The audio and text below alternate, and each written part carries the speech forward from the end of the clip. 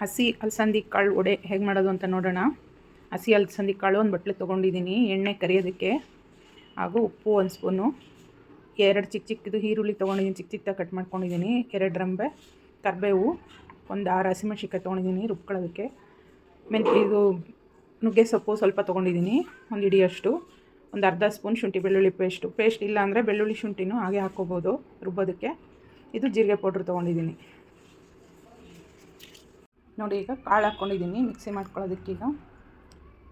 ಮೆಣಸಿನ್ಕಾಯಿ ಹಾಗೆ ಶುಂಠಿ ಬೆಳ್ಳುಳ್ಳಿ ಪೇಸ್ಟ್ ಹಾಕ್ಕೊತಾಯಿದ್ದೀನಿ,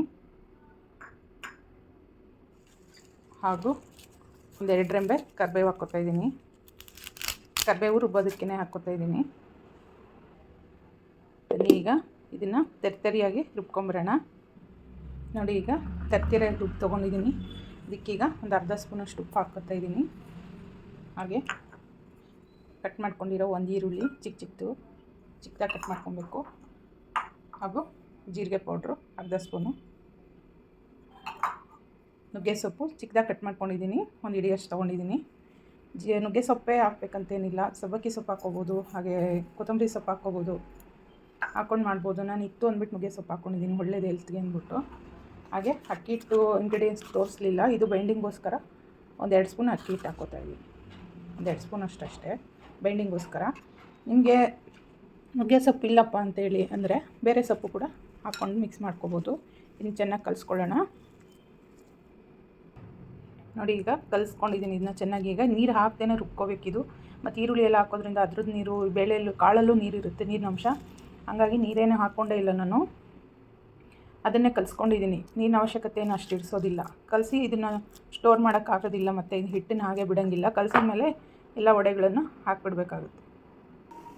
ಈಗ ನೋಡಿ ಎಣ್ಣೆ ಕಾಯಕ್ಕೆ ಇಟ್ಟಿದ್ದೀನಿ, ಎಣ್ಣೆ ಕಾದಿದೆ. ಈಗ ಒಂದು 2 ಸ್ಪೂನಷ್ಟು ಇದರಲ್ಲಿ ಬಿಸಿ ಎಣ್ಣೆ ಹಾಕ್ಕೊಳ್ಳೋಣ ಹಿಟ್ಟಿನ ಮೇಲೆ.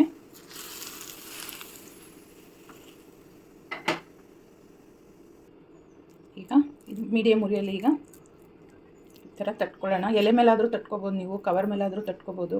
ನಾನು ಹೀಗೆ ಕೈಯಲ್ಲೇ ತಟ್ಟಾಕ್ತಾಯಿದ್ದೀನಿ. ನಿಮ್ಗೆ ಯಾವ ಸೈಜ್ ಬೇಕು ನೋಡಿ ತಟ್ಕೊಳ್ಳಿ, ನೀಟಾಗಿ ಹಾಕಿ. ನಾನು ಮೀಡಿಯಮ್ ಉರಿಯಲ್ಲಿ ಇಟ್ಕೊಬೇಕು. ಉರಿ ಮೀಡಿಯಮಲ್ಲಿ ಇಟ್ಕೊಂಡು ಚಿಕ್ಕ ಉಂಡೆ ನಿಮ್ಮ ಸೈಜ್ ನೋಡ್ಕೊಂಡು ಮಾಡ್ಕೊಳ್ಳಿ. ಸೋಡಾ ಏನು ಬೇಕಾಗಿಲ್ಲ ಇದಕ್ಕೆ.